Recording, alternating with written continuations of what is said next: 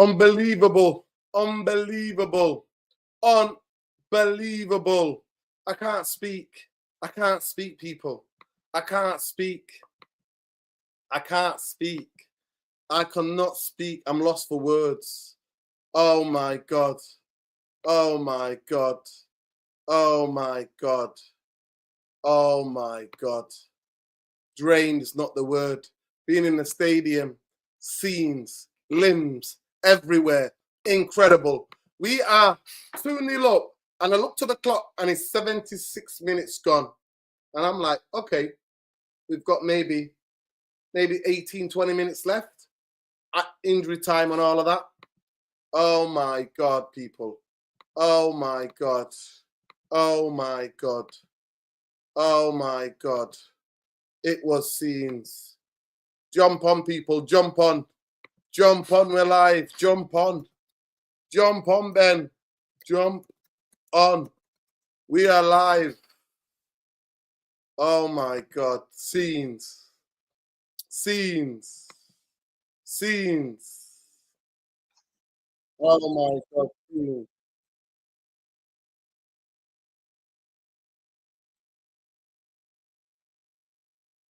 Scenes. Oh my God. Yeah, scenes, people. Oh my God. I can't speak, people. Honestly. I'm shattered. I've got a headache. I've lost my voice. We're dead and buried. We're dead and buried. They're 4-2 down. We're 4-2 down. Smash the likes, people. Smash the likes. Some people were left. Some people were wanting to kick off.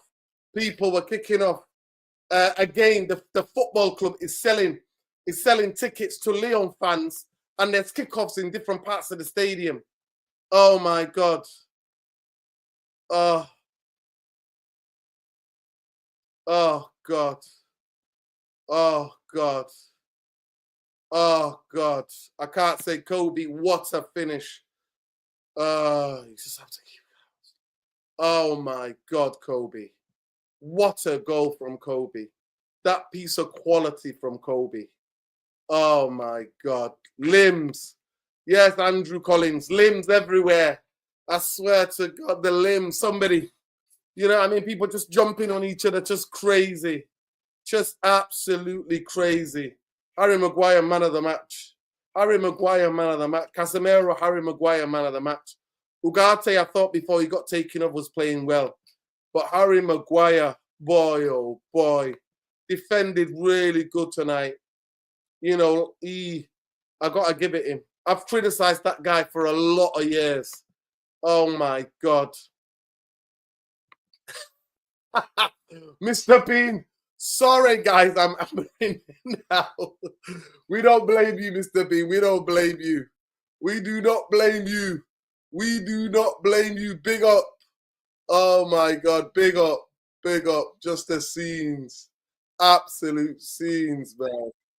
Absolute scenes. Just from the stadium, showing this little kid who was in tears. Then, oh, oh my gosh. Oh my gosh. Everybody, all the rivals, all the hate along massive. They were like, get them out. Get them out tonight. Oh my God. Just scenes. I have to show you.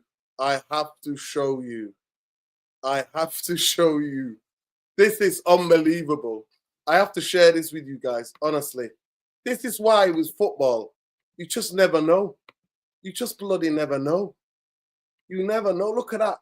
Look what the score was then. Look what the score was then. What am I doing? What am I doing? I'm just showing you me again. Let me just show you again. I don't even know what I'm doing, people. I'm so heart attack, people. Heart attack. Oh my God. Oh my God. Oh my God. Oh my God. Oh my God. Llyon, hopefully Llyon is going to try to jump on. This is what I wanted to share, people. Look at that. Look at that. Bloody look at that. Look at the clock. 4-2. They're winning 6-4. Look at this. Look at this. Oh, my God. In 5 minutes. In maybe, less than what? 5 minutes. 3 goals. Bang. Casemiro, mate. I swear to God, it was the Casemiro show. But yeah, happy for Ruben, man. Absolutely happy for Ruben. Look how high he got jumped off the ground. Happy for Ruben. Oh my God. Look at him. Look at him. Oh my God. This is what football. This is football. You're in tears. Time's ticking away. You're in tears. You got the shirt on your hand. To goes to that. Look at him. Look at him. That's what he'll never forget that. He'll never forget that. Regardless, whatever the competition, shitty Europa League or not, look at that face. Look at him there and then look at that. Just, oh my God. Luani, are you there? Let me just add Luani. Luani, are we here? Oh my God, brother. Oh my God, Luani. Can you hear me? Luani, are you there? Let me stop sharing this. Let me see if I can see him. Luani, you're frozen. Your internet is moving like Man United defense after 65 minutes. Come back again. Oh, God, people. Oh, God. Casemiro by numbers. Look at that. Oh, my God, people. Like the video, people. Like the bloody video. Like the video. Oh. Oh, my God. Oh, my God. Oh, my God, Khalees. That is unbelievable. Your school friend's first game at Old Trafford. Your school friend, what a game he saw. I hope he didn't leave early. I hope he didn't leave early. I hope he didn't leave early. Big up, Games Nura. I was fucking crying. Tell those Llyon mugs to get out of my house.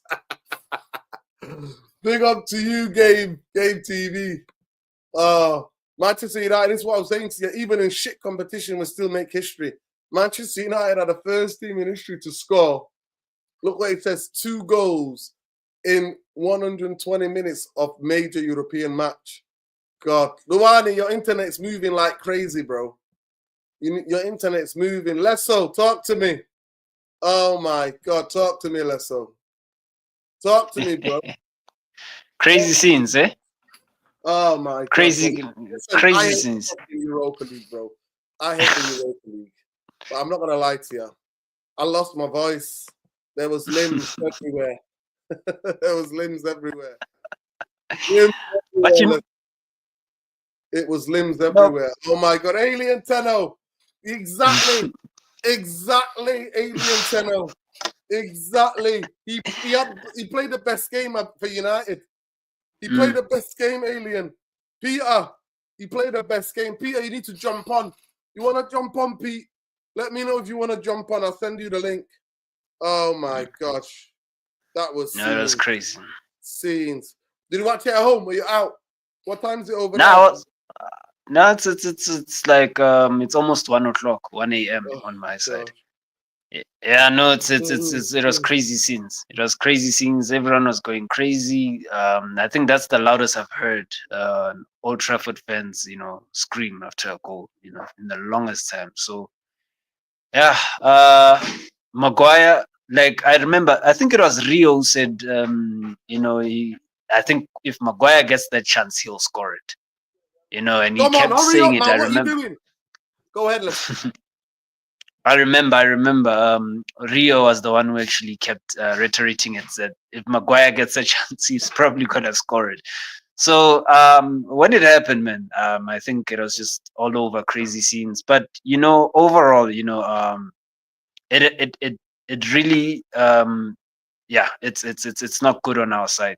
To be honest, we should have never been two goals down with 10 men. These guys had 10 men literally. So I think this Amorim's formation is really, yeah, I think he needs to vacate it. To be honest, going forward, it's just not working out with the personnel that we have and everything. It's all over the place. It leaves us open in the midfield. You know, we're forced to play a low block, mid block, and slash whatever we're doing. Llyon, we're literally tearing us apart on the wings. You know, we literally don't have people in the wings. We literally don't have people in the middle.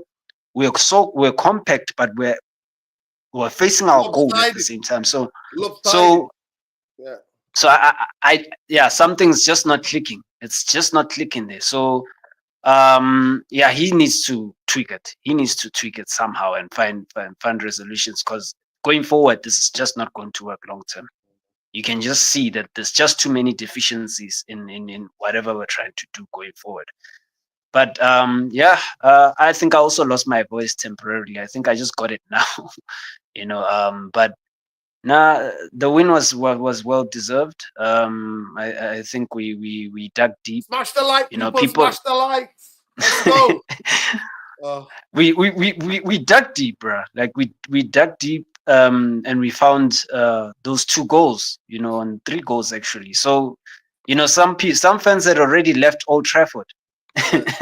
You know, that's the shame. You know, Amorim was talking about it. He was saying that he felt sorry for some fans that left when it was 4-2. So, yeah, what a game, guys. Boombaye, talk to me. Wow, man, I'm absolutely enthralled. What an absolute classic of a game that was. I can't believe it. Every emotion you can think of. What a ride. I'm thinking at one point, yeah, we're there. Then, yes, Alien Tenno, big up Lawani, Lesso, everybody in the comments. Just a roller coaster, Dino. Honestly, I was watching the game. I thought first 20 minutes, yeah, looking good. Then they came right on top of us. We went deep, had our chances. I'm thinking, are we gonna feel bad that we're gonna pay for the chances missed? Then at a certain point, I'm thinking, I'm just seeing the headlines now. I'm seeing this show. We're gonna go berserk. We're gonna lose our shit. And then the gods smile at us, man, and it just harkens back to the treble, harkens back to the Alex Ferguson time, and I actually can't believe it. You know, the boys were watching it. They were just a split second ahead of me. I thought it's 4-4, but then they said Maguire. I was like, no. Listen, Boombaye. But yeah, amazing, man, amazing. It was. I looked at the clock at 76 minutes. We were 2-0 up, cruising. 2-0 up. We concede 1 goal, and then the madness begins. Peter, talk to me. What the hell was that? Maguire, best game for Manchester United shirt ever. Big up, Dino. Big up, boys. Big up, chat. Shit, you know what? I'll just say this. Name on the trophy. It could be a sign, that, man. Name on the trophy, Bomber. You know what, guys, right? I was watching it, 2-0 up. My fucking PC blew up. You know, not actually blew up, but it went like when kaput, and I was like, shit. So trying to get my phone going, I couldn't get it going. By the time I got onto it, we were 4-2 down. I was like, seriously? So I thought, you know what? You watch it to the end, and that was, you know what? Sometimes, you know what? Look, I'm not getting too gassed, guys. I'm not getting too gassed. We know these players are a bag of shit.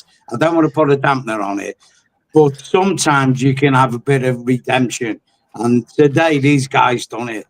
You know, most of them need to be replaced, but let them have the swan song. Please, God, let it be that way. Let these guys win this trophy, have their swan song, and go. But Maguire's redemption arc, we've all killed him. All of us. We've all killed him. And this guy, since he took all the flack, has just constantly come up with the goods. And he, guys, you can't argue with it.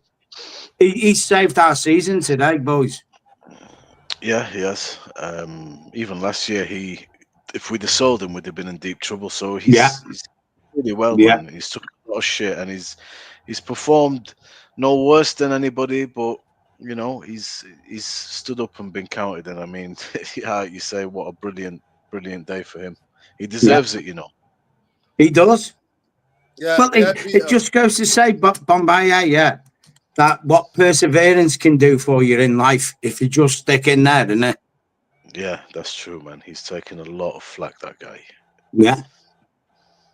So, yeah, phew, I tell you what, like, you know, I thought I was going to have an heart attack. And being serious, my heart was pounding like a steam train. I'm knackered, bro. I swear My to wife God. come in, she goes, "Calm down, you're gonna kill yourself." I can't help it.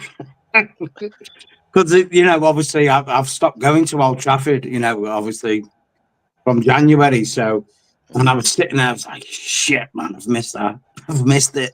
Anyway, I'll just say this. One of the guys that I used to go with, Nathan, he just booked 2 tickets for Bilbao because he's like, we go to the final and you come in. I was like, look, don't jump the gun, mate. Don't jump the gun. We got to get there first. Optimism, man. Optimism.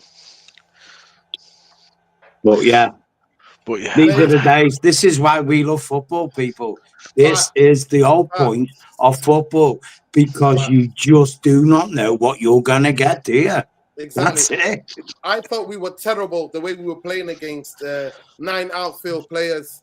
It was crazy. We could have kept the ball. We could have played. Luani, talk to me. Hey, you're driving. Did you nearly crash the car? I was stationary. I found a place to park before the game started. I know. Look, I hate this team. I hate this coach. I hate these players. I know you can go up for me saying that we won, we scored 5 goals, we on to the next round and blah blah blah. Yeah. I'll tell you something, right? We are officially a small team club mentality. Yeah. You're not a small team club mentality by the name or by the jersey that you're wearing. You're a small team club mentality by the approach that you have of the game. If you decide that you're going to be a victim instead of being an aggressor, that's a small team, that's a small mentality club. If your players score 2 goals and they decide, oh yeah, now we're gonna rattle the other players. Now we're going to be celebrating like this, saying, yo, do you have a pulse or something? You know, now we're going to be complacent because we scored 2 goals in a Europa League tie and we fine. Can somebody tell these players that 2-0 is the most 2-0 is the most dangerous score in football? Yeah. That's why we're a small team mentality. We have a small club mentality. That's why we become. You see, this coach, these players lost the game for us in the first half, and this goddamn coach lost the game for us in the second half. The only thing that rescued us today is Fergie time and the ghosts of the past. A little leadership for Casemiro, a little talent for Kobbie Mainoo. That's why we're here having this conversation. As for me, I'm not gonna sit down here and applaud or whatever. We too, that's fine. But trust me, this whole thing is pepper over the crack. I get it, Amorim. You want to leave the midfield to Llyon. I said in the preview last time, Llyon, they can move the ball very well in the midfield. So let's take that midfield away from them. But fine, Amorim, you want to give them the midfield. You want to keep your winger, your wing back. You want to play them. You don't want to keep them high. You want to keep them as a 5 defensive, as part of a 5 defensive unit. That's okay. It still worked for us. He went route 1, ball over the top directly from our lateral center back, ball over the top. We score goal from that. That's fine. And then after we scored 2 goals, we came back second half, and then these guys he just told this guy to sit back.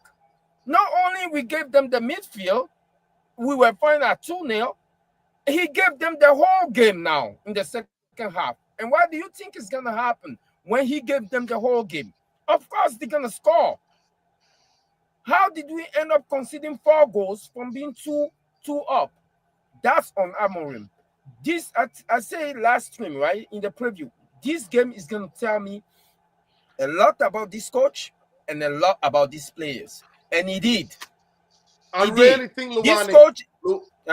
Luani, I'm telling you, I really, really think Mazraoui was a big miss because Luke Shaw is been out for 2 years or whatever, and he just couldn't get close to people. Luke Dino, Shaw, Forgot it was on there, was Dino. a big miss. Mazraoui was a big miss, man. Mascherano had to come off because he had personal problems in the game. Who's out? If you're 2-0 up at Old Trafford in second half, your coach is telling you to sit back 76 minutes in a gone, back Luwane. five.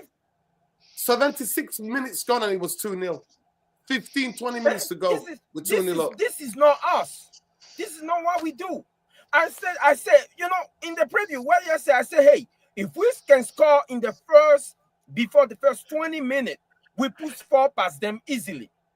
We did score within the first 20 minutes. And guess what? Our players are there giving it the bacon, trying to rattle them. Like, you know, the players that we have, they're not okay, these players, you know.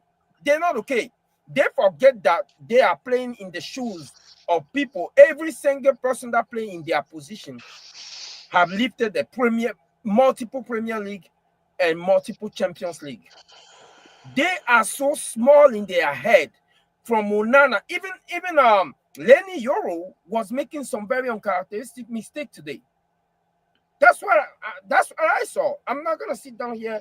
Look, somebody else go because I don't want to be the beacon of negativity tonight. I think what you're saying is, yeah, I get what you're saying. I think at a certain point, this game, we sat back, but we did have our opportunities to kill that game. Yeah. You know, we should have effectively sewn the game up. That was the idea, because they have to come now, Dewani. There's no way out for them. There's no choice. We only won this game today because Tolisso get a red card. Whether that red card was deserved or not, yeah, I saw some diving over there. If Tolisso didn't get that red card, we're not here having this conversation.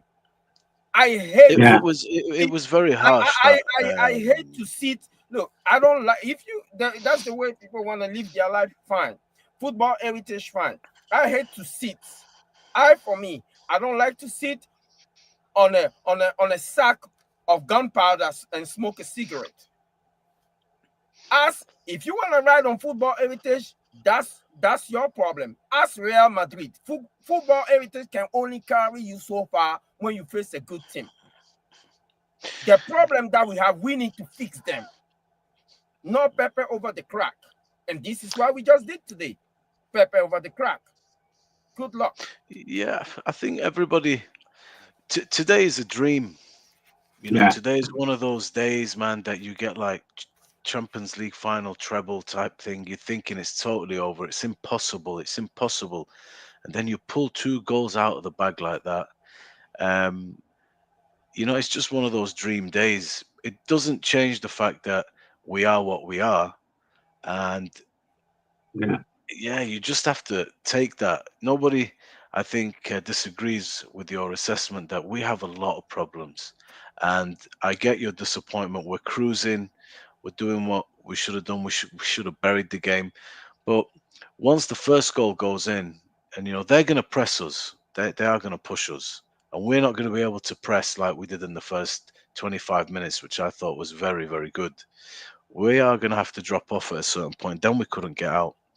But once the goal goes in, I think at a certain point, the tactics and everything seems to go out the window. We're just now in a proper cup tie. It's like 2 boxers that the game plan's gone out the window. We're just trading punches now. That's how that game sort of was. And we thought we were completely knocked out. We got back up and we win. That's pretty much how this game is today. So what you're saying, I think, is absolutely credible. I agree with a lot of what you're saying, and I do understand you're looking ahead, and we do have to improve in many, many ways and many, many areas. But I think today, for me, bro, that assessment of yours is going to be slightly overcome by what we've actually achieved against absolutely mountain odds, miracle odds. So that's pretty much what I'm doing here today. That's just my my where I am with it today. I mean, the thing is, Bomaye, Bombay, what yeah, did we sorry. achieve? What did we achieve? What did we achieve? A miracle, bro. A Well, miracle. We are in thing the was, guys, We are in the Europa League playing an unworthy team, supposedly. Bro, it's a Arsenal was playing Real Madrid yesterday, and they pulled up a clinical against them. What did we achieve? A few years ago, they were still Arsenal was still we're still looking down on them. Now they're playing the Champions League Real Madrid and putting a clinical plus Real Madrid. We play Llyon and we're coming back. What did we achieve? You know what's driving me not with these players? we achieved getting into the semi-final of the Europa League. That's what we achieved. That's I mean, an achievement. we're not as So polished. what if we go out? Lawani, we're not as polished, semi-final? yeah, as Arsenal. You know, Well, Arsenal are a project that's further down the line from what we are. And, you know, at this moment in time, Man United is a disarray football unit. Arsenal, at least, have a, you know, a vision to go to. We're not there yet, but on the beginning of it. But how do you get to the beginning of being a polished football team? Is by getting results, breeding confidence into the team, maybe winning a trophy, which we've won more than Arsenal, than Arteta's, by the way. You know, just because they beat Real Madrid is not a trophy. Man United have just beat Llyon. It's not a trophy. It's just 2 games. That's it. There's no end product to it at this moment in time. But for us, in the journey where we are at this moment in time, for us to win the Europa League, to give us the money to buy better players, to progress us down the line, this is a big win for us. That's how you have to look at it. Yeah, today's Llyon is a classic special day, man. You know, we'll live in Manchester United folklore. It doesn't matter Europa League or not. This is the moments that you live for football, man. You know, the game and everything goes out the window in these moments. You know what's worrisome for me? 1 second. 1 second, Luvani, 1 second. Masraoui and Vic Delittle both had to leave Old Trafford tonight for urgent family issues.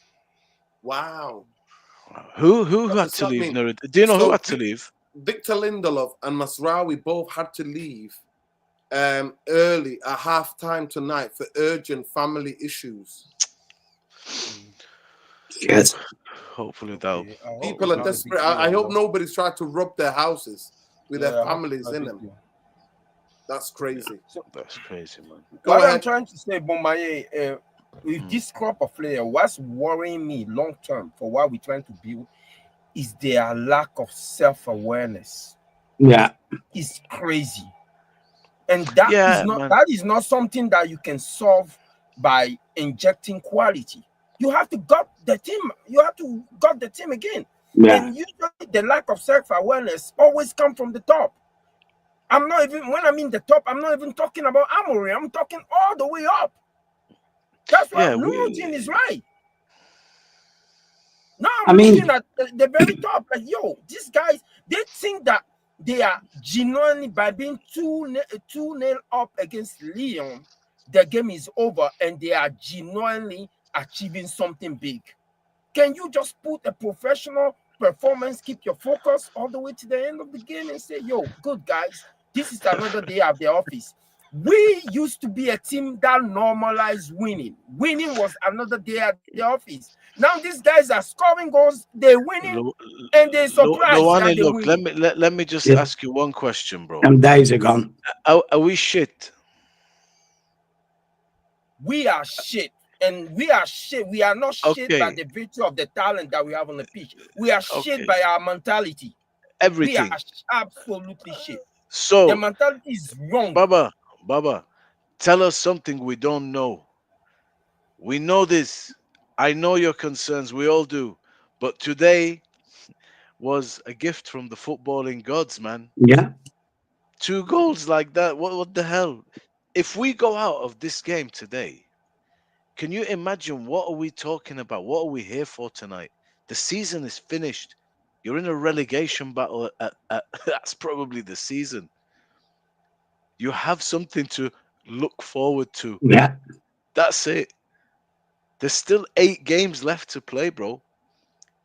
A miracle. I mean, That was what that you, was. That you know what, Maybe Bombay? that's Yeah, yeah. There's a guy, you know, Kenny Fan TV. He this is. is our He's only level. got a little channel on YouTube. Man United fan, yeah.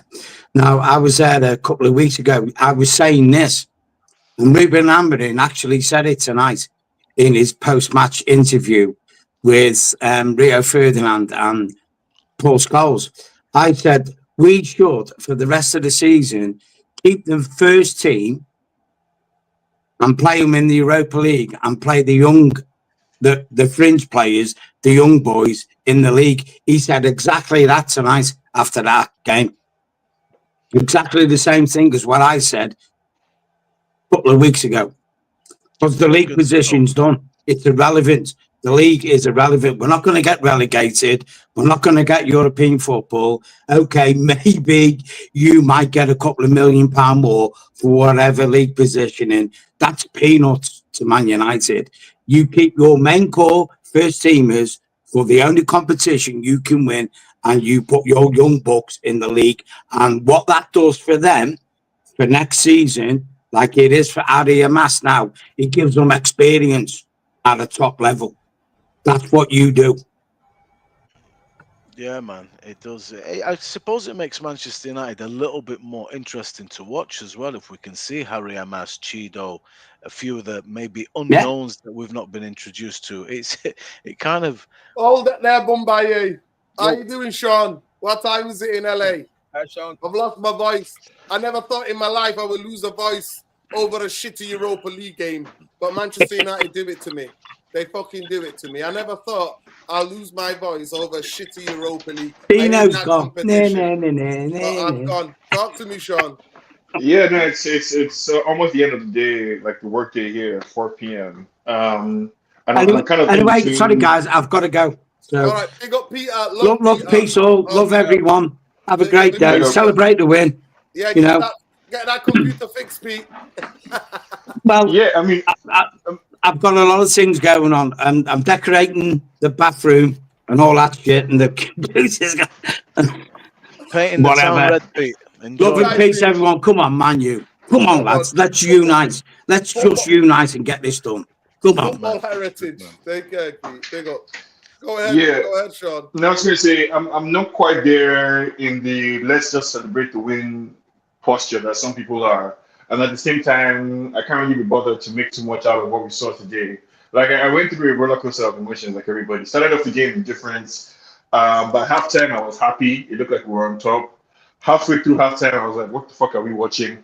And then towards the end of the game, I'm like, what the hell? I was angry. And then we equalized, and I was happy. We scored the 5th goal, happy. And then now I'm just kind of indifferent because, like, this was a terrible, terrible game. Like, it was a terrible game to watch.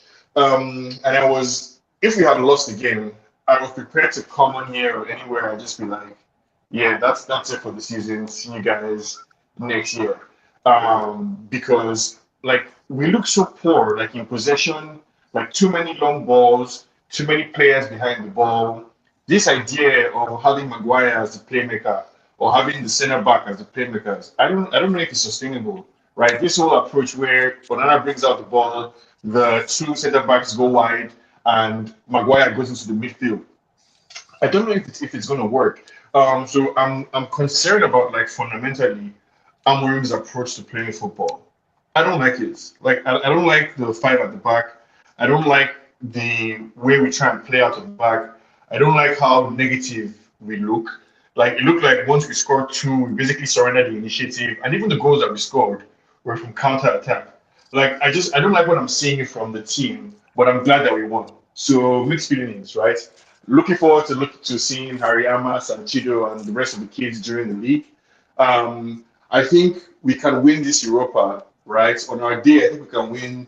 We can beat Bilbao or beat whoever we face in the final. And I'm fully prepared to shamelessly celebrate the trophy win at the end of the season if we do win a trophy. But I'm concerned about the football. Like I'm very concerned about the football that I watched today.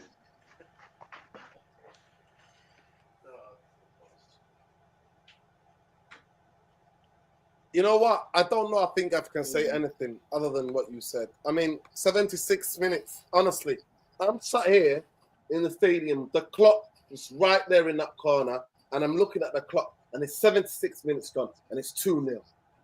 2-0. Casemiro handballs it, some mad handball. They get a free kick. They win the first header. Then the second guy puts it back, and somebody puts it in. Then we lost our bottle. They lose it. Manchester United lose their bottle.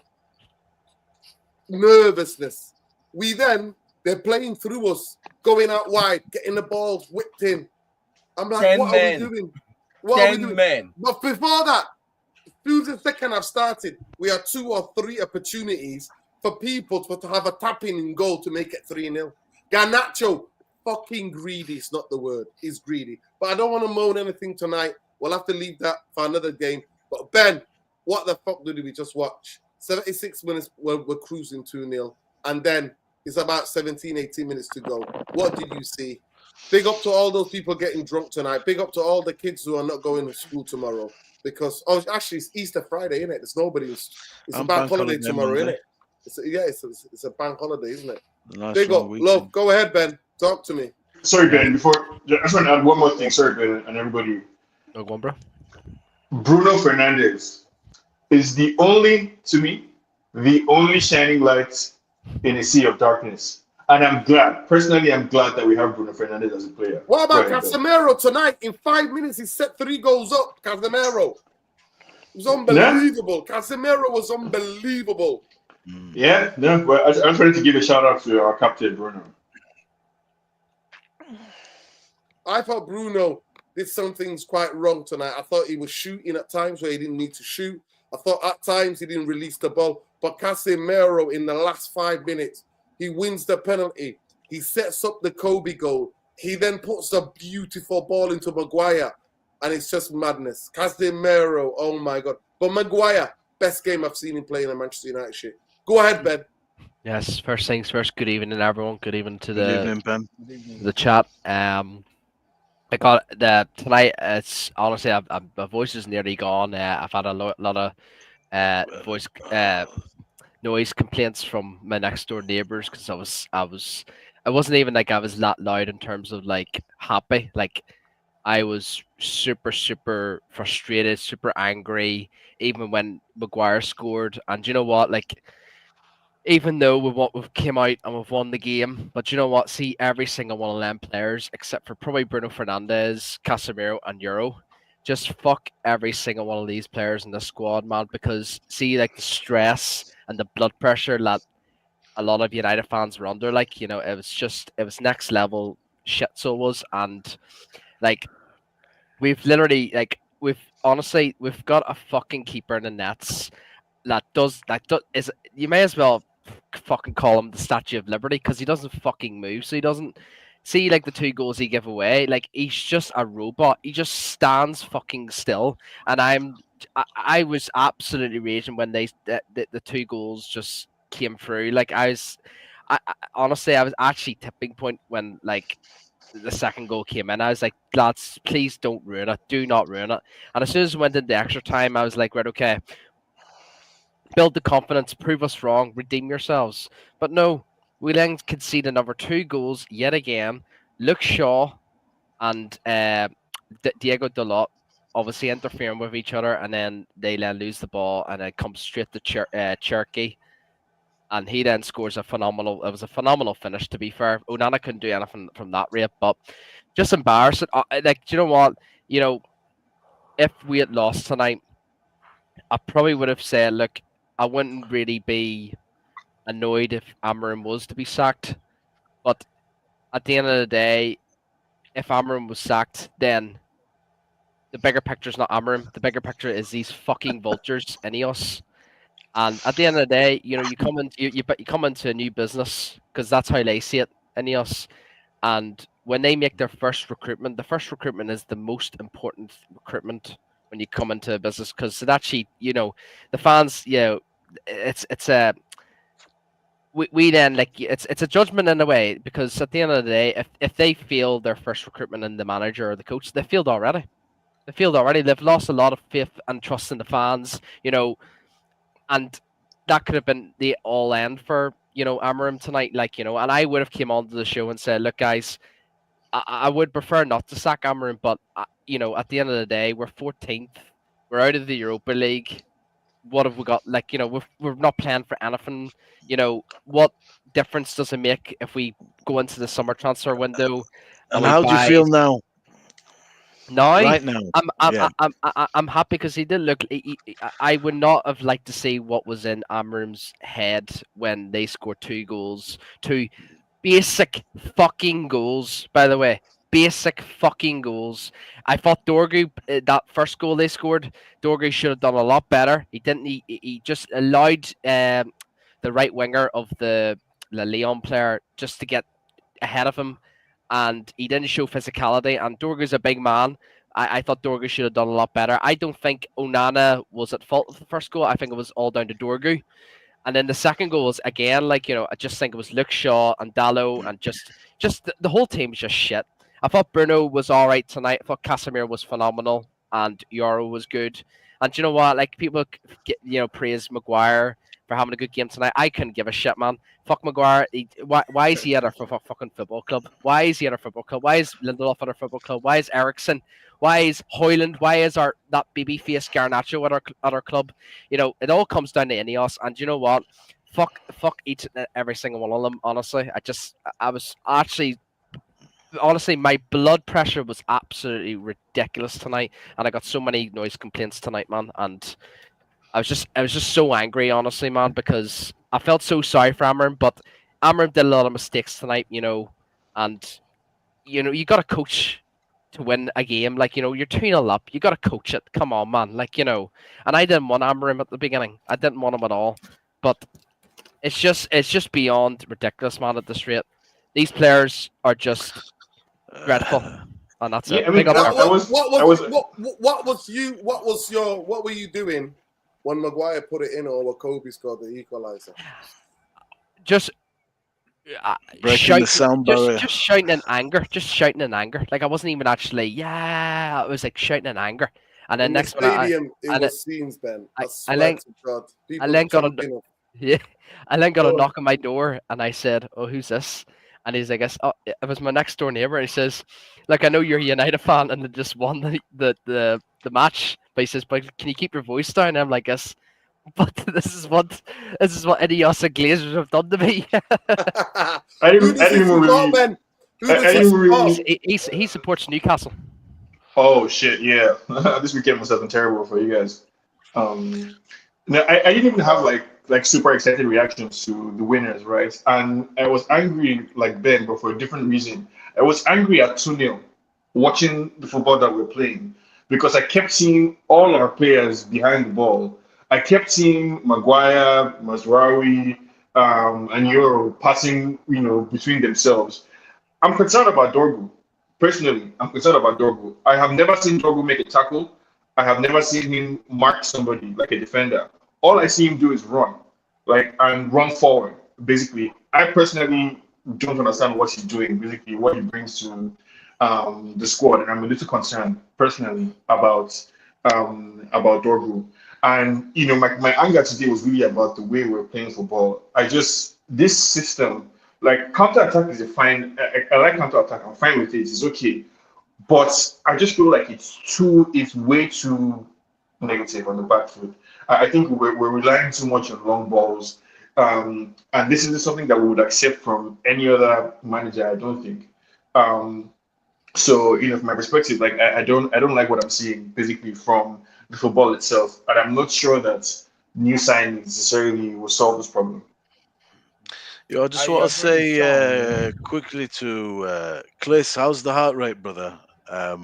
Inshallah, you're feeling well and happy after that one. I've seen him in the comments there. He's probably laid up in hospital. And I think we've got a guy today, new one, William Nevin, bringing a lot of positive vibes in the chat. So big up yourself as well and smash the likes, please, people. Absolutely. Come on. I have to agree with what Sean is saying. The worrisome part of this situation is the approach of the coach. I've never think I'll say this. I think Amorim is a coward. He is a coward because If you're a manager and you're a coward and your players play with a chip on their shoulder, it's a bad combination. This is not the stuff that champions are made for.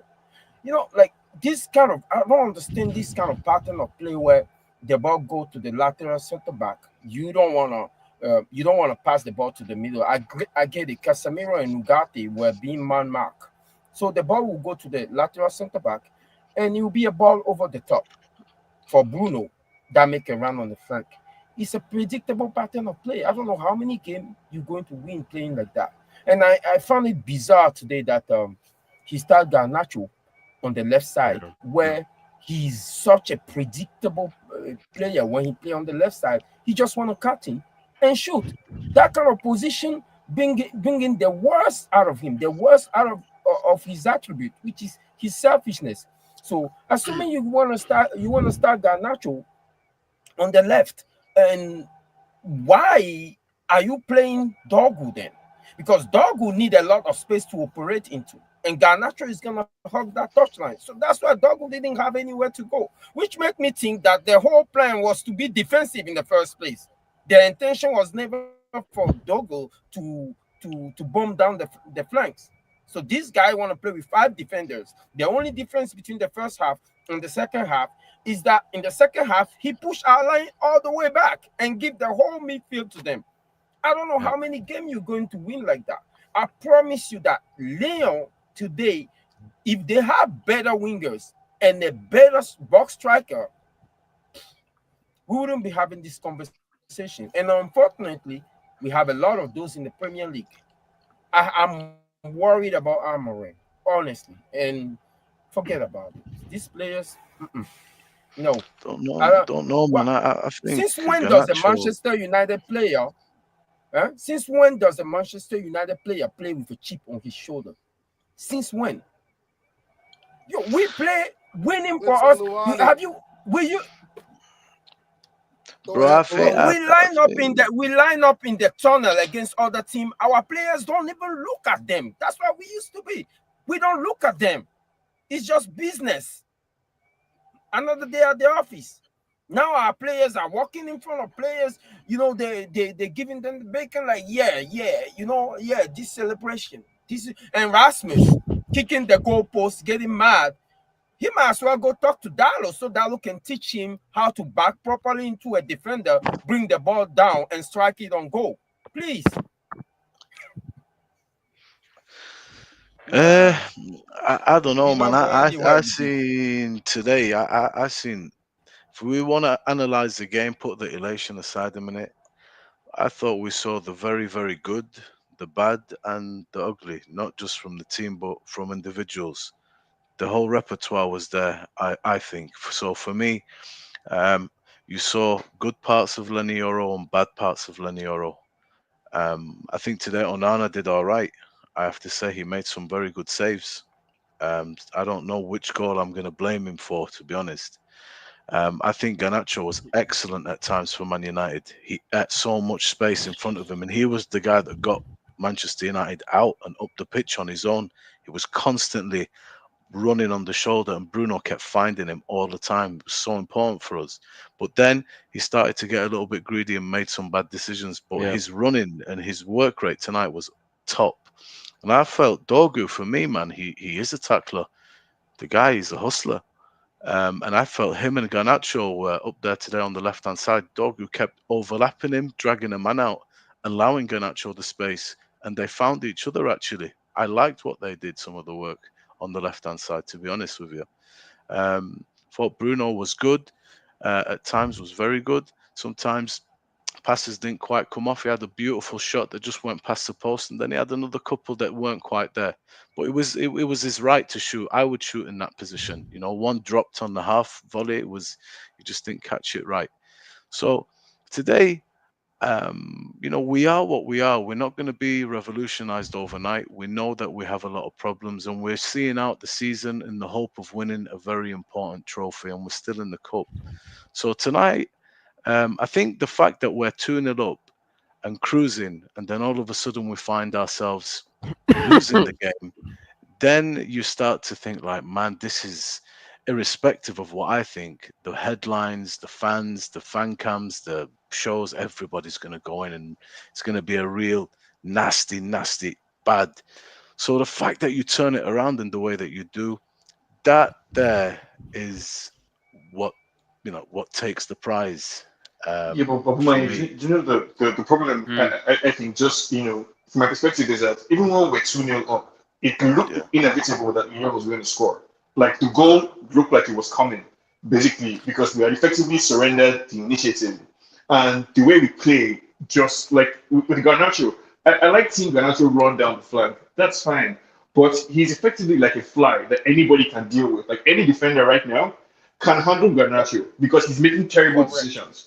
So he's not really like he's getting up the pitch, sure, but I don't want to have to rely on a long ball from Bruno to Garnacho all the time. I thought we were moving forward from that style of play or from that approach where all we try to do is kick the ball from the defense to the attack and hope that Garnacho makes the right decision at a point in time. I think Llyon has every right to be angry.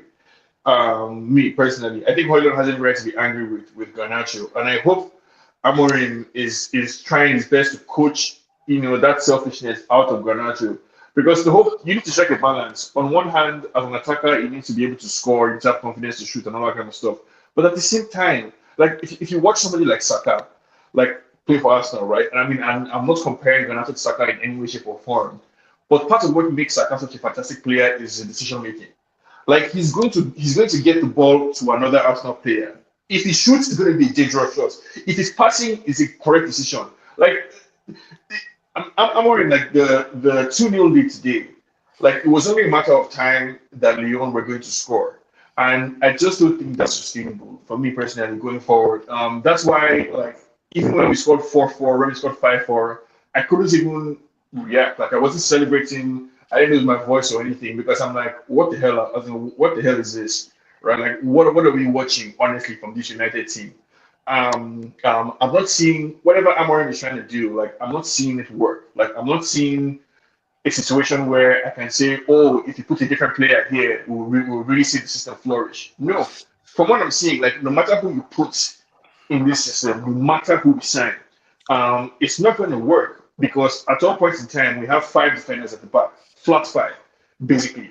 And the midfielders are too deep. The team is too deep. The system is kind of, in my opinion, kind of negative. And I know Amorim is trying stuff. Like he's trying, I think we ended the game with like a 4-4-2 or like a 4-3-3 kind of setting. It was no longer at the back by the end of the game. So I think Amorim is trying different things, right? But I would really like to see better football, Bro, like fundamentally than what we're seeing right now. I'm just going to say my last little thing here, yeah. This is a cup tie, not a league game. So when it's a cup tie and you're 2-0 up, what Amorim's effectively decided there, first 20 minutes, that's some of the best pressing I've seen from Man United, personally. Then they really came into the game. This is a cup tie. We've took a 2-0 lead, and 2 things happened there. We drop right back. Now you have no choice but to come at us. But then I looked at the game and thought, man, we could have killed the game. We should have ended the game. The 3rd goal had to come. We had the chances. That was the whole idea. Bring them onto us. We are going to get our chances. And Garnacho had, bloody hell, what a chance he had just to bury it. So effectively, that's the game done, bro. So the idea that Amorim came with was not the wrong idea. I mean, it's not like unoriginal or this is normal. Mourinho did it. Ferguson's done it. We're winning. We're going to break on them. The problem, Buma, is that if it was just this mean? cup game, I would agree with you. But it's the same thing against Southampton. It's the same thing against Ipswich. It's the same thing against anybody that we play. When I first saw it against Arsenal and the big teams, I thought, okay, maybe this is just it works very well for the big teams. His system works really well against big teams, but against smaller teams, why are we playing on the back foot against Ipswich or against Southampton? This isn't different from anything that we've seen from this team so far. And I don't want to put the wrong message out there. Like I'm not happy that we won. I'm happy that we won. I'm just explaining my own sentiment of why, like even when we scored 4-4 and 5-4, I did celebrate because like this game was a weird game. Honestly, to me, it was a really weird game. Someone meant. Oh, sorry, go on. Go ahead, Jarvis. Talk to me. Never gonna get. Bodo Glimt are through. Bodo Never gonna Glimt. give you. Both teams are through. Who are you going to support in the final, Jarvis? If it's United, he wants a United and Club Bodo or Glimt I country, will be bro? one of those cringe guys standing there with a half and half scarf. Just He's not. celebrating. Listen, I don't care, man. He's not allowed on the show for His the local final. team is Bodo Glimt. He's allowed. It's my local. It's like if you support Chester or anything, you know. It's like a fairy tale story of a Are they small even team. professionals? Are they fully professionals? Some of them weren't. Well, Some not of them until 2012. That was when they become fully professional. So, you know, most of those guys had a job, but off season. But you know, it is what it is, and they were almost bankrupt. Now they are in the semi-final of the Europa League. So it's a fairy tale story, and I don't know if you even realize how big it is. They are such a small team, small city in the wasteland of northern Norway. 50,000 people living there, and you know their stadium has a capacity of I think maybe it's 6,000 people, Wow, 7,000. that is well So impressive. it's nothing. They play on artificial grass, and it's winter time. They're off season. During this Europa League campaign, it's been off season because the Norwegian Premier League ends in November, and it just started again. And they have been up against big teams playing off season football. It's like when Man United go play friendlies in Well impressive. midsummer. So So give us, hit What do you us. think about the game tonight, Jarvis? Talk Yeah. to me. Manchester United. I have 2-0 nothing up. to say. Nothing to say when Jarvis. it comes to tactical. You know, it's all just a blur. What happened? Jarvis, 76 minutes gone. I looked at the clock right in front of me, and I was like 2-0. That's it. They get a free kick. Casemiro handballs it. They get a free kick. They win the first header. They win the second header, and there's a goal. Yeah. And then Manchester United just absolutely melt. heads Heads drop. Yeah. And then they just stand off them. Nobody challenges anybody. They're playing through us. Jerky starts picking up the ball. He starts dictating the play. We can't deal with him. They go out wide. They're getting balls in. I thought Lacazette But it was and the young guy Lacazette Fofana. sub He that stretched made he stretched them and made Cersei a lot of space to receive the ball. Yeah. Yeah. So I don't know. From a tactical point of view, there's nothing to say. But we should have killed the game. I was so comfortable. I even texted Stu when we were 2-0 up and say, this game is all about transition now, and we are fully in control. So we just need to kill the game. We know this is European football, top European football. And what happens when you can't kill the game? Always. Deep in European tournaments. We all see in those semi-finals, quarterfinals in the Champions League, always ending up in chaos and not the favorite winning. So it happened again. It's just one of those. And it's all up to us. It's because Garnacho and Llyon and everybody couldn't just kill the game, score the 3-0, then we will be dead. But we gave them hope. They equalized 2-2. And you know, when we played against 10 men, I think the referee gave us a lifeline because it was never a red card, second yellow in my book. No, it's not. It's like the defender's knee just barely touch Euro's foot while running. It's not a foul. It's harsh. Well, it's a foul, but it's not a yellow card. Second yellow. But the referee gave us a lifeline, and yeah, I'll take it. But and also the Casemiro penalty, it's at best 50-50. If it was against us, I would say it's nothing, but I'll take it. So it was one of those nights. We had the margins with us, and I'm happy. And I would say a couple of players tonight. It was good to have Harry Maguire back centrally in the defense. I think he made us better because we had suddenly a threat of Best a guy game tonight. who Best could game hit. in the United shirt tonight. Yes, I Defensively, he was solid. believe so. Not only scoring the winner, but how But he defended. played. He defended. He covered Euro and Dogu on that side was just honestly they were making mistake after mistake after mistake. Have we considered the possibility that Maguire is maybe a good player? Just throwing that out there. Oh no. Listen, he's not Manchester United level, but tonight he was incredible. You got to say that. We got to say that. Two But things can be true at the same time. But Go ahead, Northern, Jarvis. I'm it's glad in he's moments staying like though, this, man.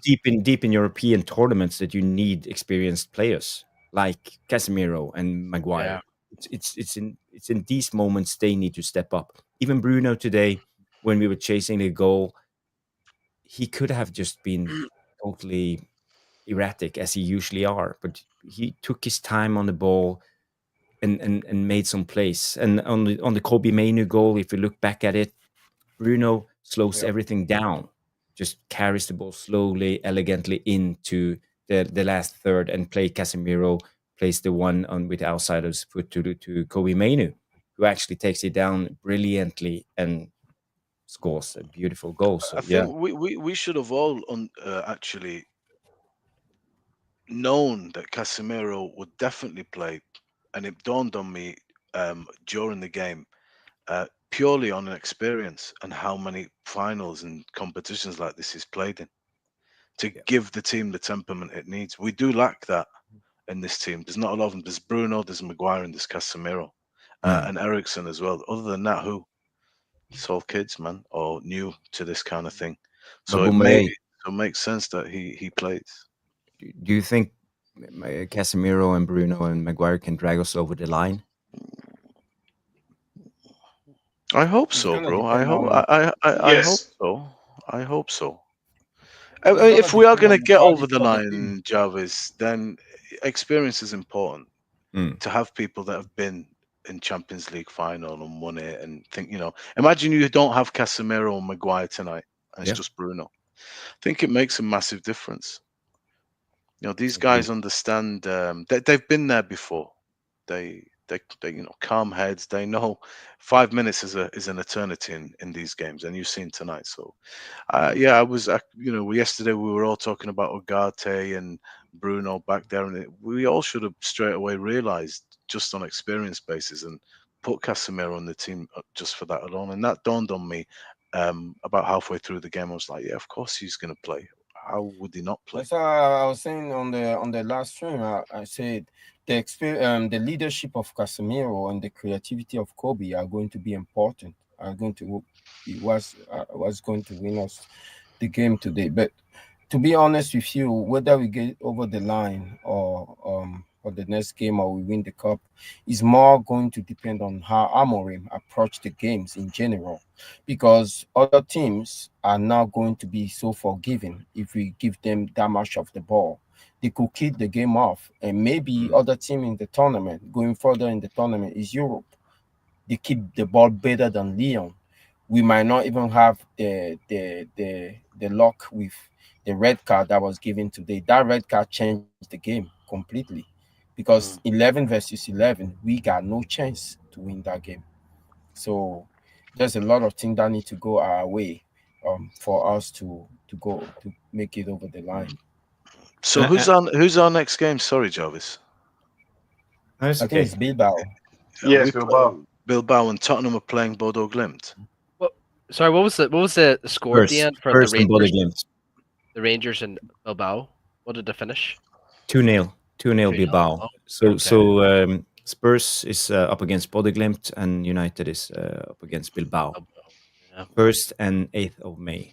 Man, if we're gonna lose, I'd rather lose to Bodo Glimt than Spurs. Come on, Bodo Glimt, clip them up. But you never know. They play at home. In early May, it's still winter. In northern Norway, it's cold. Artificial grass. If they can get a 3-0 lead, they can comfortably go to Tottenham Hotspur Stadium and win that game, or at least get a result. You see, I never predicated the success of our season based on the fact that we win the Europa League or not. If we win the Europa League, good, 100 million more for the Glazers and Ineos. We don't even know if they're going to spend it on the team or they're going to pocket it. And what? A trophy is good for the ego of these players. As fan, we've seen this club win trophies. What's most important for me is our evolution. A few years from now, where do we stand? Are we going to be in this perpetual rebuilding process, or are we going to at least step into the the arena with the other big of the Premier League, and that's a resounding no from what I'm seeing so far. A trophy is not going to pepper over the crack. The manager is not good enough. He's not good enough by his tactic. He's not good enough by with his mentality. And this crop of players are not good enough. Amorim, because I said this game will tell me a lot about the manager. It will tell me a lot about the players, and it did. The manager is a coward. The players play with a chip on their shoulder. It's a bad combination. We're not going anywhere with this team. Just a bad combination, you know. I think for me, mentality-wise, Amorim, sorry, Lesso. Mentality-wise, Amorim is okay. Like, I like the way he sounds. I like what he talks about. I like the energy that he puts across. It's the system itself that, for me, the jury is still out. So, like, just respond to you, Luani. Players-wise, I think we have better players than our position in the league. I think in Europa, on paper, we're better than all the teams that are remaining right now. Where the problem is the system. Either Amorim's idea isn't going to work, and I know he's still learning, or he still has some work to do in being able to convince the players or to communicate his idea to these players more effectively. Go ahead, let's hope so. Okay. No, I firmly agree. Like in terms of the system, like I said, it's not sustainable in the long run. You know, the way we leave gaps in midfield, you know, we're allowing teams to have full control of the game. And as well as you look at the mere fact that we vacate wide areas. These teams, everyone knows that if they attack us through these wide areas, Newcastle did it as well during the weekend.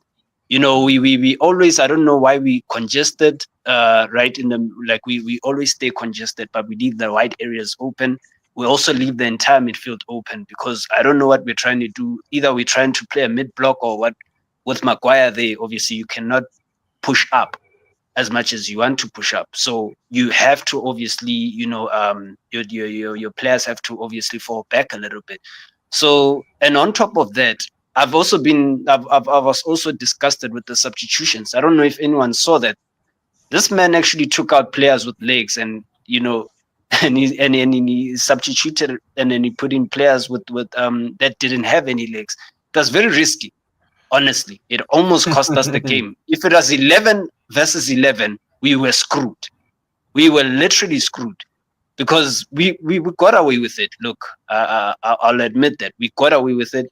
I'm just glad that we somehow won. You know, at the end of the day, I don't want to see this club lose. I always told people that, but I always felt that also in this competition, you always have a chance if you give yourself a chance. You know, it's not like the league where you have to be consistent. That's why we didn't get it. We don't get away with it. Aren't you happy tonight? Because that's football. Yeah. Sometimes you win games you shouldn't have won. It's all about margins. You have to have defined margins with you just to win those type of games, and we did tonight. So I think we were the better team over two games. We deserve the win. That's where I go with comparisons, right? I'm watching Arsenal yesterday, right? You see, when they missed that penalty, that was a signal. That team would have fell apart easily. But they kept their composure, and they put a professional on Real Madrid, people. A professional on Real Madrid. We scored 2 goals today, and everybody was fucking around. Like, it's almost like we achieved something already. People are walking around, pumping their chest and high-fiving each other, you know, like doing some nonsense. And this is what we got. What I'm trying to say here is that when you look at that Arsenal team, he have players that we will not take. Martinelli is not any better than Garnacho. All the guys not any better than Bruno, if we were to put it that way. But the issue we have is that we have young men in that team as well. Okay, Luis Kelly is young. The issue we have here is Arteta is able to infuse something in those players that make them believe that they're good enough to beat Real Madrid. And when they up by a goal or two, they don't lose their head. These players. But he's also had 6 years to do it now, right? Yeah, I was about to say that as well. But Lavani, we talked about this yesterday when we did the preview show. Wasn't it yesterday? Or was it 2 days ago? We talked about it, and I said I gave you 5 reasons why I think we should struggle, and one of the reasons was we have too many calamity players who can turn the game by themselves by doing something terrible or calamity. And when we are 2-0 up and we let them into the game, that's just our mentality at the moment. So we know we are a team like this, but we are also a team that can turn up in certain situations. We have seen this before. We saw it last year against Liverpool, for example. That game, remember? We scored the Ahmed goal 4-3 in the dying minutes. And we can turn up when needed. And I think a lot of these players are doing this. I think they should perform at a higher level constantly, but they're not doing it. So I think it was Ferguson who talked about Leeds one time, and he said the players are cheating his manager. And I think also these players are cheating Amorim in a way, because we know they can do better. And that's why it's so fucking frustrating watching Man United, because they are cheating the managers and us as fans, because we know they can Yeah, do but better. Jarvis, what about the fact that Amorim puts everybody behind the ball? 15 minutes into a game where at home we're leading 2-0, everybody's behind the ball. Like, that's not on the players now. That's Amorim's choice. Yeah, but we had the game in our hands. We were comfortable sitting back, and we had transition after transition after transition.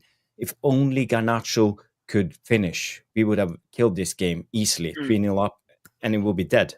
So it all also come down to the quality of the players. It's not just about the manager's tactics. I think the issue with this system, and I think it is the biggest issue is, I think Lesso, you said about the midfield. I personally don't think it is the midfield. I think it's just the wing backs. I think the wing backs. Oh, I think the wing backs are the biggest issue for the system. I think what Amorim's doing with the wing backs is just delusional.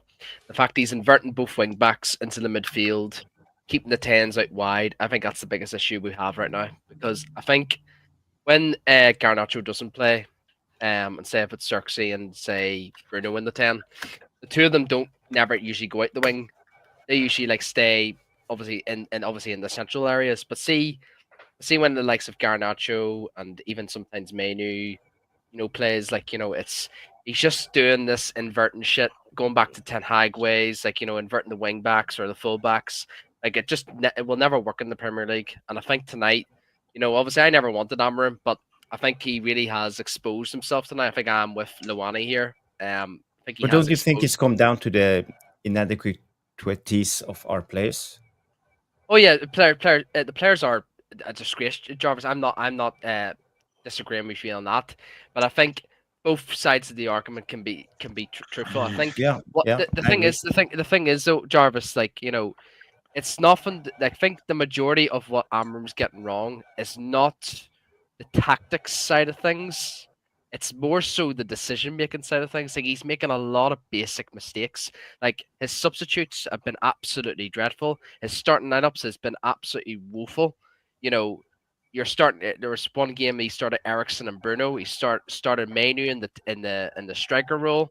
Where does the line draw? Like, and Ten Hag, the one thing I could always give credit to Amorim compared to Ten Hag is Amorim's very quick.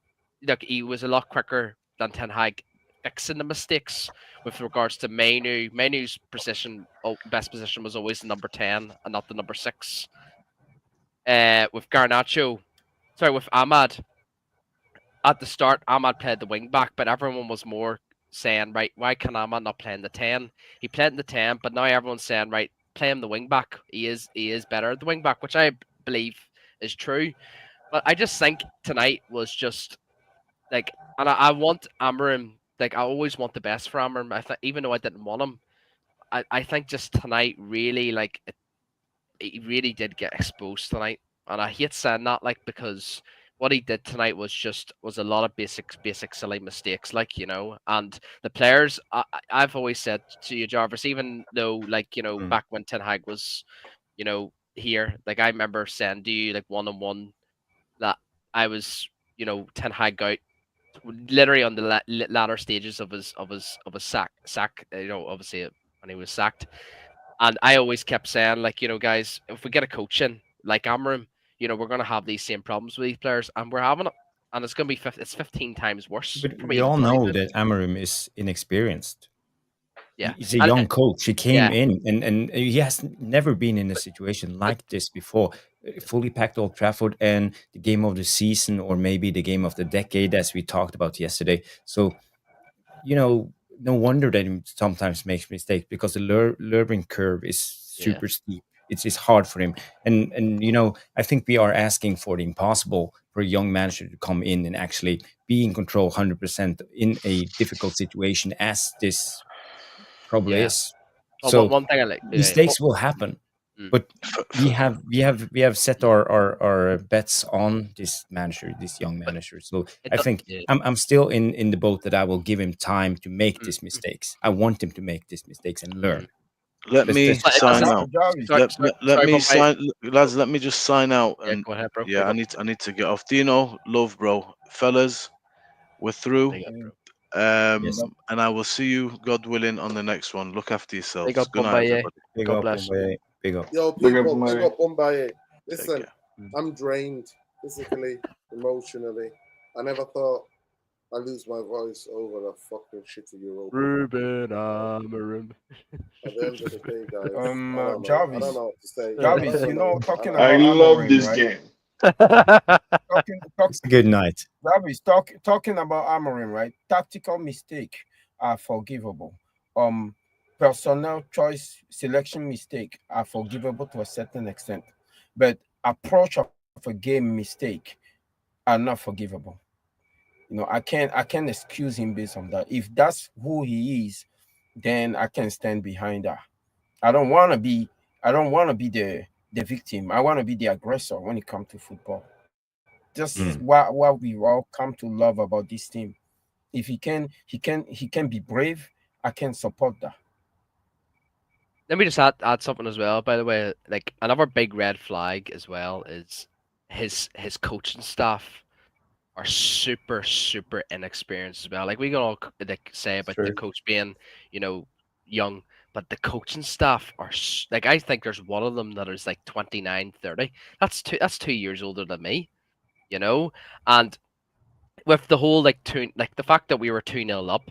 If I was Amram and my team was 2-0 up, the one thing I'd always say to my team, and like obviously I played in Sunday League football, and my coach always says, no matter what, if you're 2-0 up in a football match, 2-0 up means he always kept saying this to us, it means 0-0. Remember, keep this in your heads. It's always 0-0 after 2-0.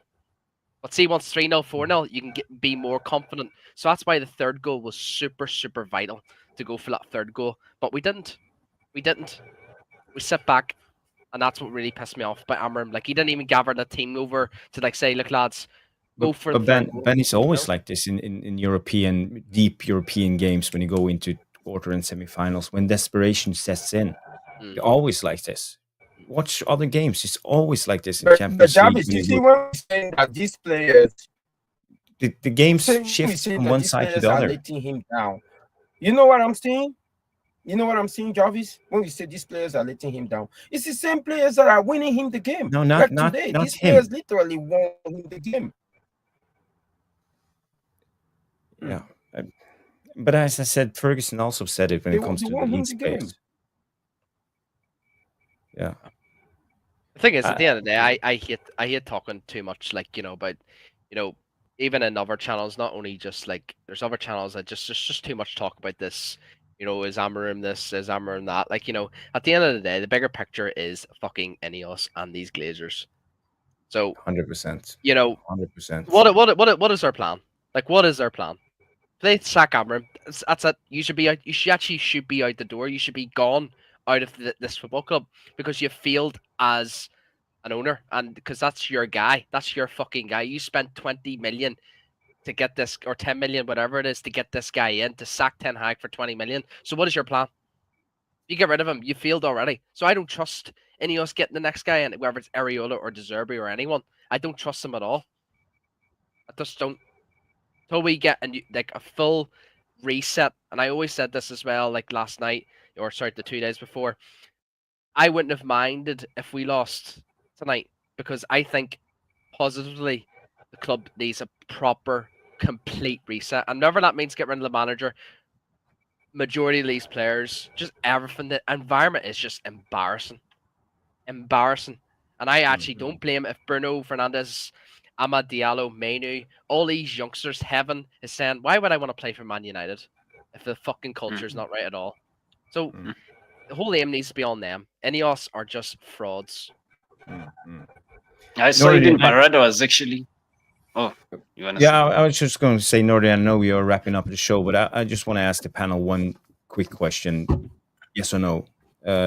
On tonight's game, we all saw Kobbie Mainoo's qualities on the goal. It was brilliant how he just, I don't know what you call it, to just chuck the ball and go inside and score that brilliant goal. So we know he has the qualities needed in vital moments. So my question to you guys is, would you sell Kobbie Mainoo this summer if someone slapped 100 million on the table? Because I'm in the corner now. I'm actually convinced, no, I will keep Kobbie Mainoo for he's worth more. That's just me. Maybe I'm overhyped, but just how I feel at the moment. No, for me, I think for his own mental, emotional, and football development, I would love for him to go to a stable football club. Manchester United are going to chew him up and spit him out.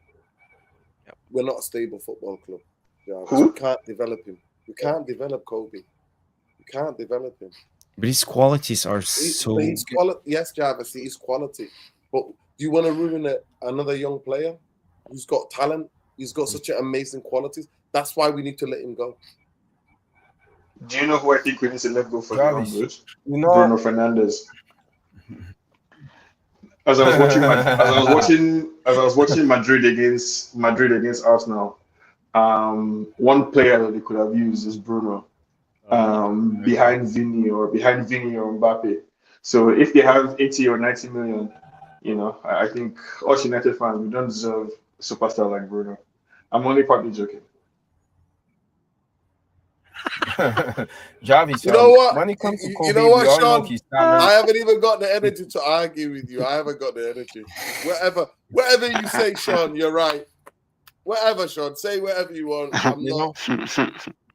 Yeah, go ahead, Lesso. When it comes to Kobbie, right? Jarvis, answer Jarvis' question. Should we keep the qualities of we go to Lesso, Luani, then Ben, then Sean? Go ahead, Lesso. Look, guys. I would keep him if the club was heading in the right direction. But I wanted to pose that question as well, because what I saw with Barada was actually panicking. I don't know if anyone saw that. He was actually panicking.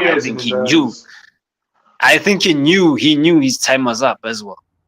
So for me, looking at everything that is happening, I would walk away if I was Kobbie Mainoo. I would, for my own career, honestly, because going forward, we're a very unstable club. We're very unstable. So yeah, I would sell him but for my own selfish reasons, I want him to stay, obviously, because I want great players around the football club. But yeah. Okay. See, when it comes to Kobbie Mainoo, I agree with you, or Jarvis. He's a quality player, and now I'll stand on it. He's probably the most potent, creative player that we have in the final third, even including Bruno. But the issue we have here is like a multifaceted issue where he is faced with a coach that does not rate him and a system that does not suit him. So what do we do? If we get offer 100 million and he can go for 100 million, I'll take the money and I'll let him go. Only because the problems that we have are bigger than Kobbie. Kobbie alone he will offer us this moment, but he's not gonna help us progress on the table. So if those 100 million can be invested into the team properly, I'll take that money and I'll let him go. With me, I think the most important thing when we look at Kobbie, I mean, he's a delightful footballer. Like, honestly, he's just so good to watch at times. But the most important thing for me, whether I would rather him stay or not, is with regards to his contract. if Kobbie Mainoo's asking for £150,000 a week or £180,000 a week, bye-bye. Get out. Like, seriously, get out. Because Amad Diallo's on £120,000 a week, and Amad Diallo's had far the better season than Kobbie Mainoo. Kobbie Mainoo is nowhere near worth 150,000. He should be on at least 100,000.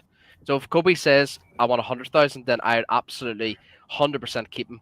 But if he wants 150 or 200k a week, then no, seriously, go somewhere else. Go to a stable football club and develop your career. But overall, I would love to keep him. But if we can get a wee bit of money for him, because Ineos don't want to pay him a big contract, then he can go.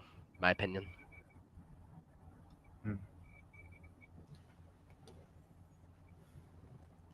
Yeah, I just want to remind you guys that I think the narrative is set when it comes to Kobbie Mainoo, and I think Ineos or someone in the club are leaking the contract negotiations out there just to paint Kobbie Mainoo as a greedy guy and try to tip us as a fan base against him. So, nah, I don't believe it. I think it's Clubs have done that before, Jarvis. Yeah, they have, United 100%. have They a have. history of doing that. So They did it to Herrera. They did it to Herrera, yeah, remember? he was one of our best midfielders. Oh, I love that man. Shouldn't have sold him.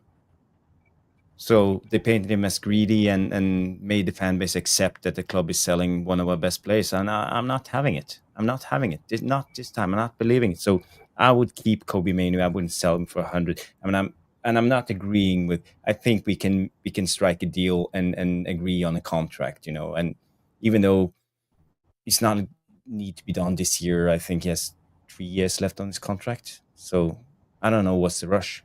Just know that the history of but what's the point? Luani, 1 second. Majority of football clubs always underpay their graduates. They always underpay their graduates.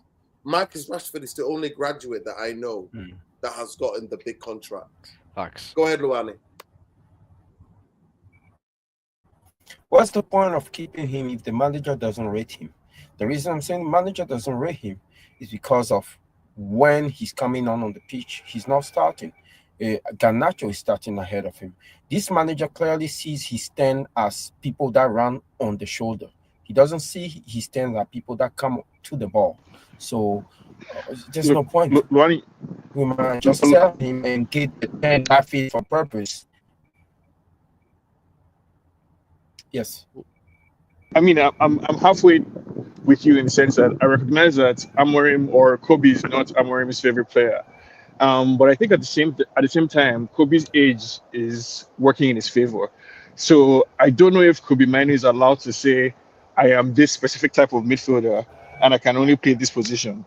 I think his attitude and just basic knowledge of football should tell us that there's still a lot of room. Kobbie right now is like a blank canvas, right? Ready to be coached and molded into whatever type of midfielder he can be. So I'm open to the idea that somebody of his talent 1,000% should remain in the club. And the job of Amorim and the coaching staff is to shape Kobbie into the kind of midfielder that Amorim wants. Whether it's for the number 10 position or for the number 8 position, I don't think it makes any sense at all to get rid of somebody as talented as Kobbie Mainoo. I think if we play our cards right, we are assembling one of the best, I think, collections of young players basically in the world. And with Kobbie, with Amad, Euro, Kone, Chido, all these guys basically in the squad. And I'm sure I'm leaving a bunch of people out.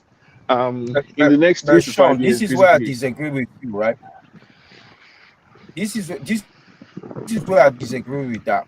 When you are a young midfielder and you have talent on your side, right, and you're playing out of position, every single game that is supposed to serve to develop your talent is serving to compress it. If you don't use it, you're gonna end up losing it. Where Kobbie is right now, he's entering almost the prime of his age in terms of learning, in terms of gaining experience. The talent is there; it's not going anywhere. So every single game, every single game that he's playing right now, is Kobbie even 20 years? Supposed to be using to build. No, what I'm saying is that he's playing big league game, right? And he's been playing big league game for a couple of years now. every single game that he's playing is supposed to be on an helping him on an upward trajectory. But now he will start some game. He have already started some game as a striker, some as an 8, some as an 6. He's not good like that in the development of a midfield. But Luani, you have to be playing in the same position for a long time. A counter argument, the experience and the know-how. A counter argument is that is exactly what Kobbie Mainoo should be doing at this stage of his career, right? It's a problem that Garnacho starts as many games as he does. At Kobbie's level right now, he should be, if we ask him to play goalkeeper, he should say, "Sir, yes, sir, I'm ready. Like whatever position you want me to play."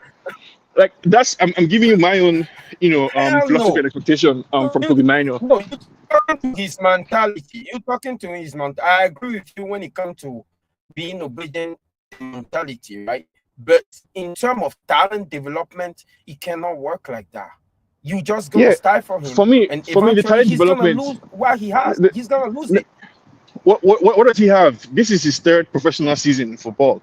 Like, what does he have? In his first year, and he's still like what? He's 20. He's supposed to be coming on as a bench player, right? Figuring out who he is as a footballer, learning from Casemiro, from Bruno, from Eriksen. That's what Kobbie is supposed to be doing right now. Basically gaining match experience, gaining professional experience as a footballer, not thinking that he's the finished product and the manager needs to place him in the exact slots where somebody like him is meant to be. No, he's a young player who can be molded into something in the future.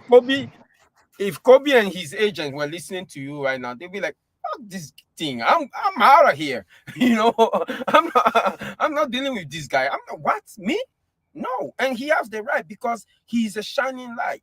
You have a midfielder like him, midfielders like him, like once in a while, and he know what he got, so he doesn't have to put up with our. I'm sorry, Luani.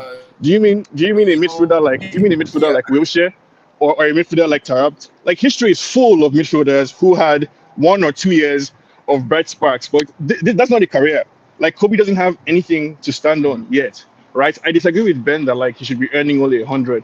I think he has every right to earn as much as Ahmad or even Euro as well. But at the same time, I want him to stay at United. Like I don't believe the stories either that he wants to leave or that he's asking for 180. I think both sides are negotiating in public. So we can use him as a doormat substitute. Heck no. Young G, no. What I'm saying, Luani, is that like I think United should be playing with a more experienced midfielder, right? And that Kobbie Mainoo, given his age and experience, should be learning his trade and providing support to the team as a backup squad player, not as our starting midfielder, whether in the number 10 or number 6 position. We haven't earned that as a team, to use Kobbie as a substitute. And where Kobbie is right now, I promise you, Kobbie thinks he's better than Bruno, and Kobbie thinks he's better than Casemiro. I promise you. But guess what? That's going to be on us. It's going to be on us whether we develop him or not. This is the same situation we have with Paul Pogba and Scholes. When Sir Alex Ferguson decided Scholes was not old enough to retire, and Pogba left, and we know what happened after that. So let me ask you a question. You're saying we know what happened. Let me ask you a question.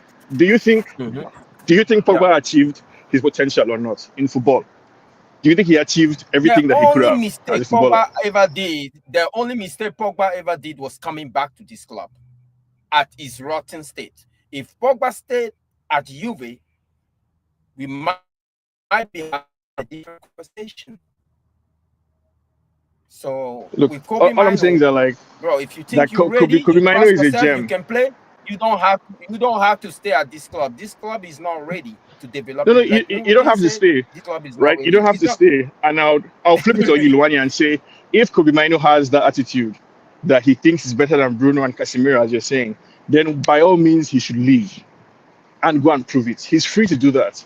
But the attitude I want Kobbie, just hold on. The attitude I want him to have is an attitude where he should be at home every night watching video clips of those that came before him. Like, I want him to breathe and live and eat United, right? To accept his position right now as a substitute and hope that and work towards being a star player in the next few years. Not be looking to dominate as somebody who has arrived as of yet. That's the attitude I want Kobbie to have. And if he has an attitude, he can go. Sean, if he believe by all means that he's good, better than Casemiro and Bruno, for me, he's a Manchester United player. Guys, because he had the talent already. Guys, please save this debate for another time. Lots of love to you all. I'm absolutely. I'm gone. I'm gone. He's tired. Big up, guys. I'm gone, guys. Good night. Good night. Hey, Sean, I'll get you. Okay. Yeah, well, we'll do a debate. No We'll worries. do a Kobbie Mainoo podcast where you can debate it. All right. But guys, I just want to say big up to everybody. Big up. Make sure you check out, like it says there, Tactical Devils. Stu and Jarvis did a breakdown. Congratulations to Bodo Glimt. Small team, 45,000, 8,000 seater stadium. The only team in the history of Norwegian football that have gone to a European Cup semi-final. Big up to them. Big up to them. They only turned professional in 2011 or 12, whatever you want to believe. They're near the Arctic Circle, small club, but they dare to dream. They're playing Spurs. I hope probably the best driven club in the world at the moment. Yeah, probably. Yeah, small resources. Yeah, maximizing every effort of that. It's unbelievable to go to the and see. Were they away tonight? Were they away in Lazio? Away in Lazio, yeah. Oh my God. They held the 1-0 down up until the 93rd minute, and Lazio scored a 2-2 equalizer, and it went to extra time. Lazio went up 3-0 in that game. Bodo Glimt was 10 men down. They came back, scored a goal, and won on penalty. It was like that's the stuff of movies. Yes, that's a movie. So had two incredible games. And Lazio are a bunch of fucking fascists. I'm so happy. The fans were so obnoxious. They were throwing bottles at, Bodo Glimt had a corner kick in the 95th minute, and they were throwing bottles at the guy who was taking the corner kick. It almost hit him when he just took that corner, but the ref did nothing. Yo, big up, people. Like I said, I just want to say here, big up to Jarvis Bowley, Jarvis Cocker, man like Rick Ashley.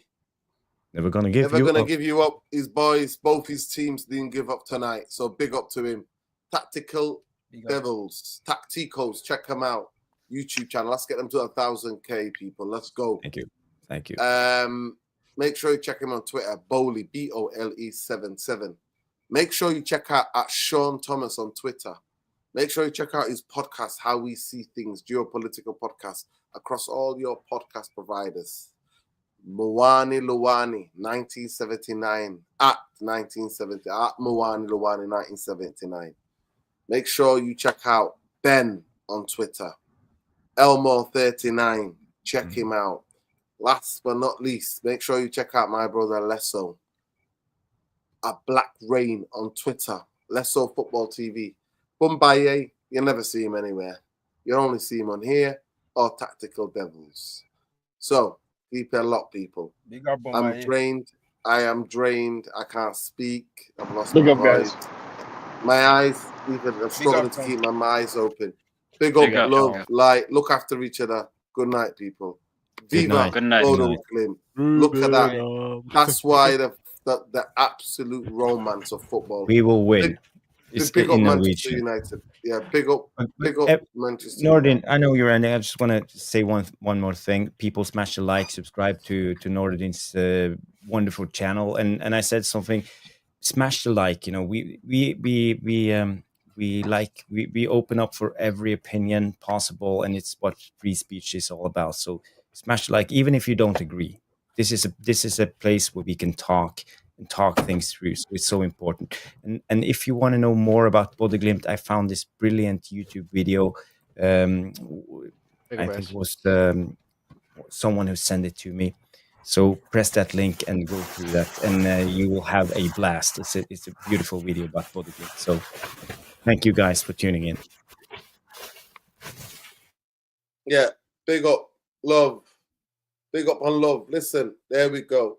Free Palestine, Yemen, Iraq, Sudan, Yes. Congo, Lebanon, all of them.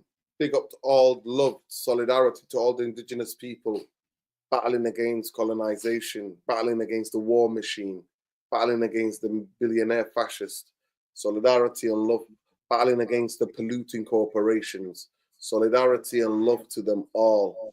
Solidarity and love to them all. And we leave you tonight with Ibrahim Adan. Haiva, Skada, Pa, Rosenberg, or something. I don't know. I can't It say happened what with Rosenborg and Wolrenga, yeah. Yeah. Big up to everybody. Love, light. Big up Luani. Big up Luani. Love, Big light. up, guys. Safe drive. Safe drive, big man. Safe drive, man. Safe drive. Thank you. Take Thank it you. easy. Thank you. And yeah, Thank we'll you. be back maybe You guys sometime have a good tomorrow. night. But yeah, look after Yeah. each other, people. And you know what? I hope everything's all right with the families of Masraoui and the families of Lindelof. Lindelof.